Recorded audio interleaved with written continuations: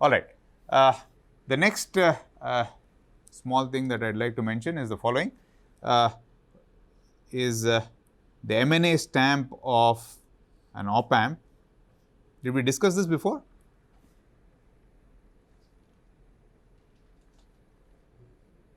Not in the context of M&A, right? So let's say you have an op-amp, and we know that it is in negative feedback. All right. If the op-amp is in negative feedback, so op-amp is ideal and DC negative feedback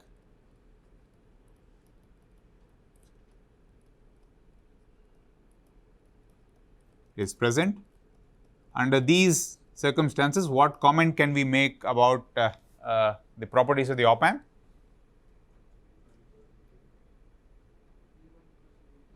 There is an op-amp embedded inside a network. We know that the op-amp is ideal in the sense that the GM is infinite or the voltage gain is infinite. And we know that there is DC negative feedback around the op-amp. So what does it mean as far as the network equations are concerned? V1, the virtual short, so V1 equal to V2. And what about is that all? And I1 is 0 and I1 is 0.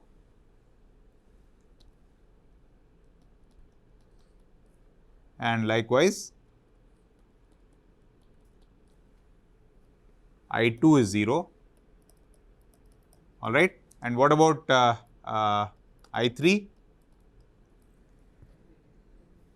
It can be anything, and that's dictated by the rest of the network. Correct? So therefore, what will be the M&A stamp of an ideal op-amp? I mean, how many unknowns do we need to have an extra unknown?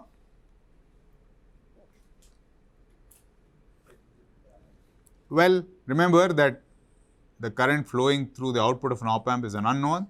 So we will need an extra unknown.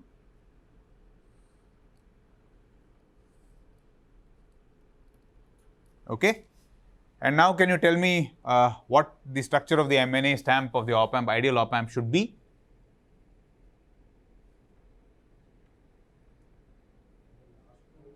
Yeah, what do we have in the last row?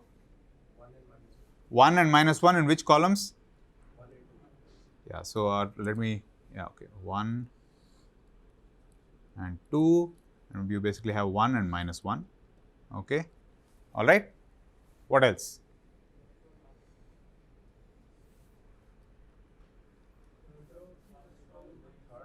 In the row corresponding to node 3, in the last column, plus 1 or minus 1?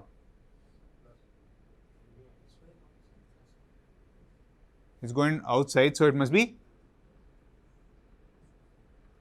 Yes, Harshit? Plus 1. Very good. All right. Okay, now we come to something interesting. So let's say we had a circuit with 2 op-amps in it, right? So we had a network with 2 op-amps.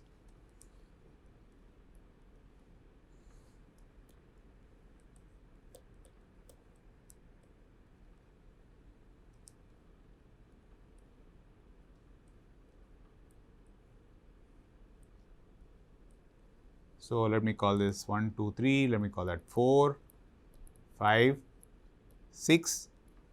And again, I'm going to assume that these are ideal op-amps and that there is negative feedback around, DC negative feedback around all the op-amps, right? So to make things clearer, I'm going to basically call this, I'm going to make this op-amp in magenta. All right. Now, how will the M&A matrix be for when we have both these op-amps in?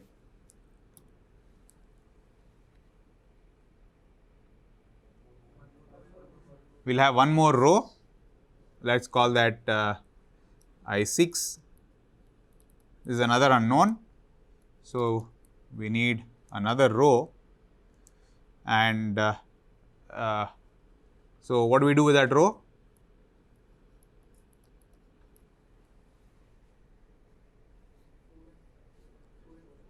Sorry, 4 and 5, right?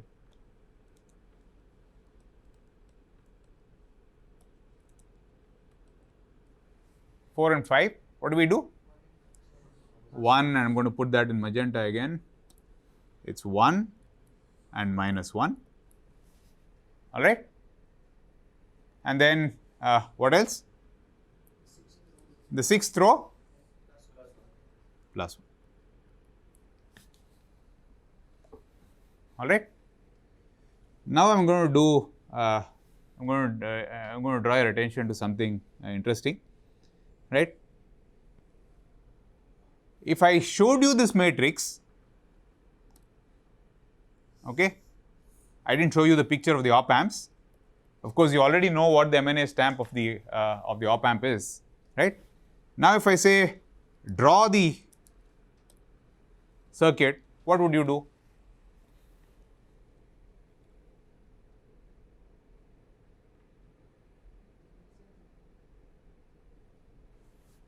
Do you understand the question? So far, what we have done is gone from the circuit to the M&A matrix, right? Now, I am asking you, here is the M&A matrix, what is the circuit? If the magenta nodes were not there, 4 and 5 are, if the black entries were not there, I am sorry, what would you say? 4, 5 are the inputs, 6 is the output. Okay. Now, when both are there,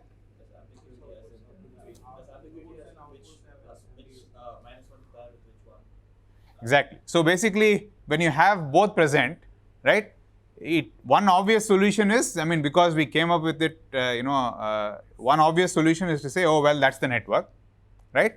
But it is entirely legitimate to say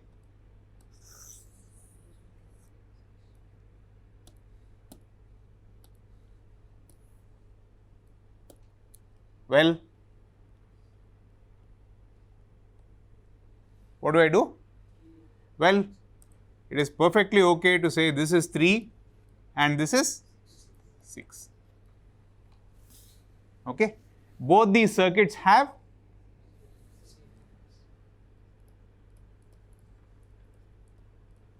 the same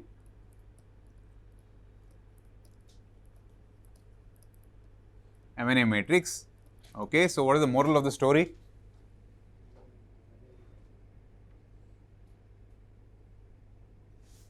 Yeah, if both have the same M&A matrix, what comment can we make about the outputs at node 6 and node 3?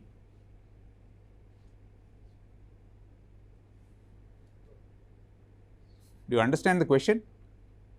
Right? So, these are two, I mean, these are parts of a circuit.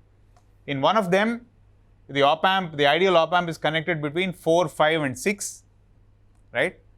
And the other one is between 1, 2 and 3. In the other circuit, all I have done is cut off the output from 6 for the op amp in magenta and connected it to 3 and vice versa. Okay? Both networks evidently have the same M&A matrix. So, therefore, as far as the voltages at node 3 and node 6 are concerned, they will remain the same because the M&A matrices are the same. Correct? So, therefore, when you have, so what is the design implication of this? If you have a network with multiple ideal op amps, right, you can actually cut off their outputs and switch them any which way you want, and nothing will change. Do you understand this? Do you understand the the implication, right? Let me prove that to you with an example.